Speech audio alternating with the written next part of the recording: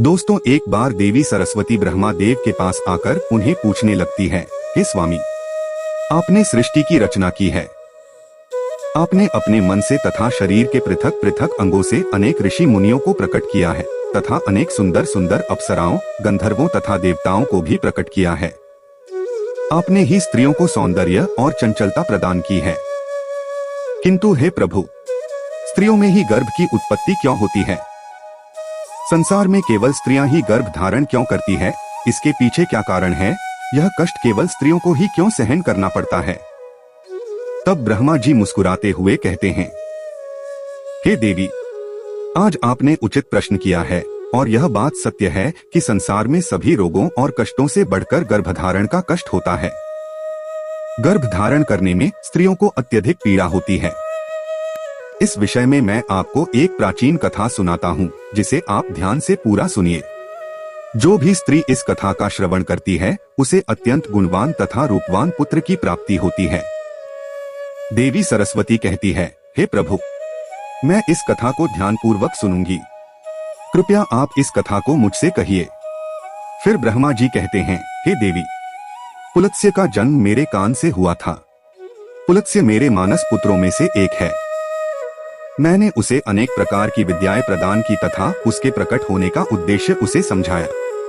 फिर मैंने उसे संसार के कल्याण के लिए तपस्या करने का उत्तम कार्य सौंप दिया। मेरी ही आज्ञा से सतयुग में महर्षि पुलस्त्य सुमेरु पर्वत के उच्च बिंदु पर तपस्या करने के लिए चला गया। वहां पर आश्रम का निर्माण करके पुलत्स्य घोर तपस्या करने लगे। उसी समय अनेक गंधर्व, देवता, दानव तथा अप्सराएं उस स्थान पर विचरण करने के लिए आया करते थे। उन सभी की दृष्टि पुलत्स्य पर पड़ी तो वे सभी उनकी तपस्या भंग करने की चेष्टा करने लगे। उन्होंने पुलत्स्य की तपस्या में अनेक बार विघ्न उत्पन्न करने का प्रयास किया। खेल खेल में अप्सराएं पुलत्स्य के तप को भंग करने का प्रयास करने लगी। उनकी तपस्या में बाधा निर्माण करने लगी।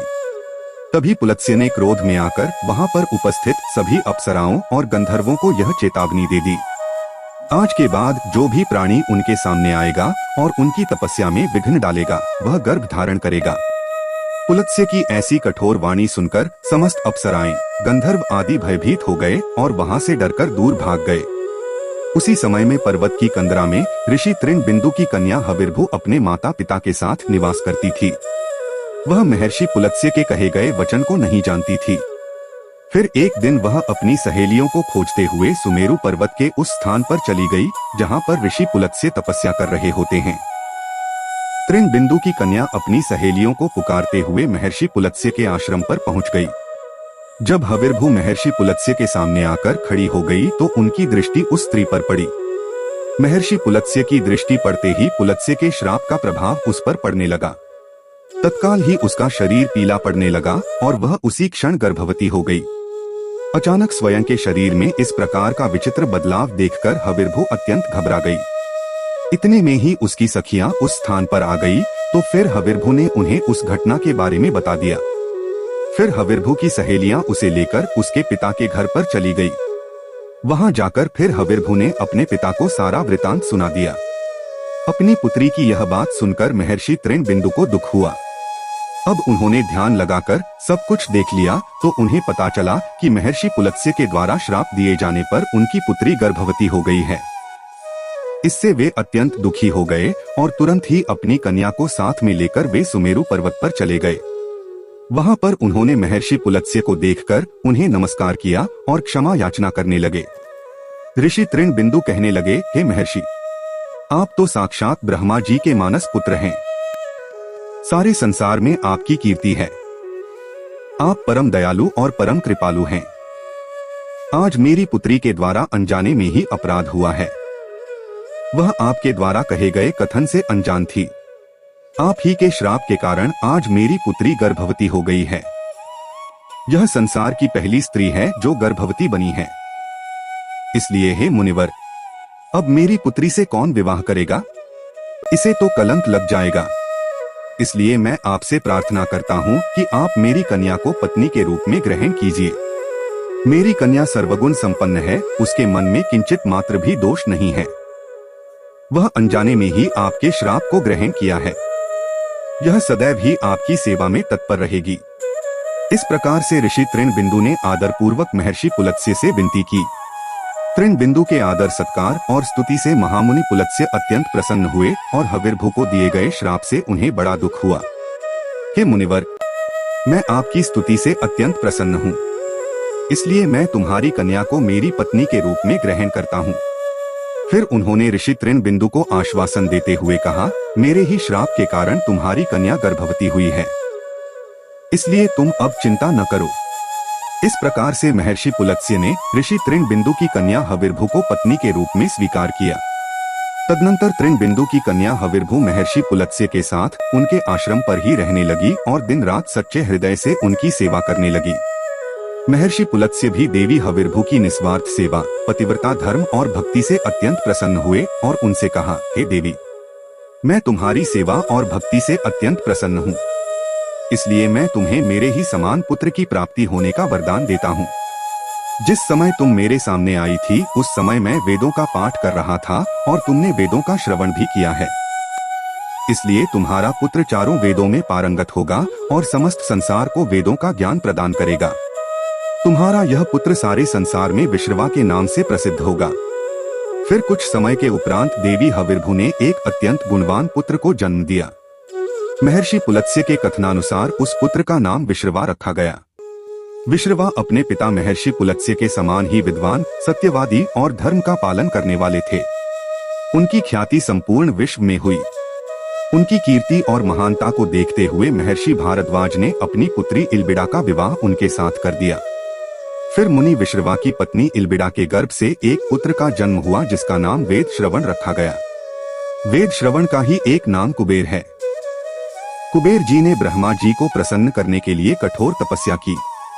फिर कुबेर की तपस्या से प्रसन्न होकर ब्रह्मदेव ने उन्हें वरदान दिया और उन्हें उत्तर दिशा का स्वामी तथा धनाध्यक्ष बना दिया। इसके साथ ही मन की गति से चलने वाला पुष्पक विमान कुबेर को भेंट दिया। कुबेर जी धन के स्वामी हैं। गंधमादन पर्वत पर स्थित संपत्ति का चौथा भाग कुबेर जी के ही नियंत्रण में है। कुबेर जी ने उस धन का 16वां भाग मनुष्यों को प्रदान किया। महर्षि विश्रवा की दूसरी पत्नी का नाम कैकसी था। एक बार भगवान शिव ने माता पार्वती के लिए अत्यंत सुंदर महल का निर्माण करवाया था, जिसे लंका नाम दिया गया। उस लंका के गृह प्रवेश के समय भगवान शिव ने ऋषि विश्रवा को भी निमंत्रण दिया हुआ था। विश्रवा अपनी पत्नी को लेकर लंका के गृह प्रवेश में गए थे। जब भगवान शिव ने ऋषि विश्रवा को दान मांगने के लिए कहा, तब ऋषि विश्रवा की दुष्ट पत्नी कैकसी ने छल से उन्हें लंका मांगने के लिए विवश कर दिया। भगवान शिव तो भोलेनाथ हैं।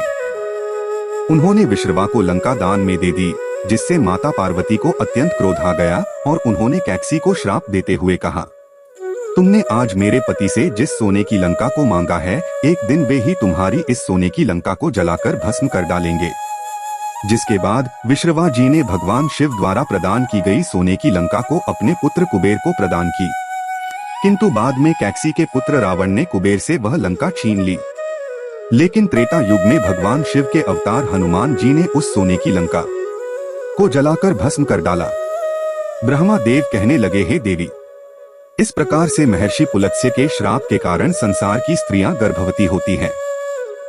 मैंने संसार की समस्त स्त्रियों को पुरुषों से भी अधिक सहनशील बनाया है। उनमें हर दुख को सहन करने की क्षमता पुरुषों से अधिक है। इसलिए स्त्री की रचना करने में मुझे सबसे अधिक समय लगा। गर्भ धारण करना यह स्त्रियों के लिए श्राप रूपी वरदान ही है। मैंने स्त्रियों के अंदर ममता और प्रेम का भाव डाल दिया, जिससे स्त्रियां अपने बालक का लालन पालन कर सके। इस संसार में स्त्रियों की तुलना किसी से नहीं की जा सकती। स्त्रियां ही इस संसार की आधार है। इसलिए इस संसार की सर्वश्रेष्ठ रचना स्त्री को ही कहा गया है। तो दोस्तों, इस प्रकार से महर्षि पुलत्स्य के श्राप के कारण ही संसार की स्त्रियां गर्भवती होती हैं।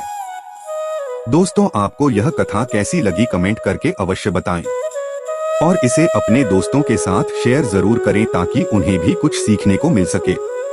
और वीडियो को लाइक करें, हमारे चैनल को सब्सक्राइब करना ना भूलें।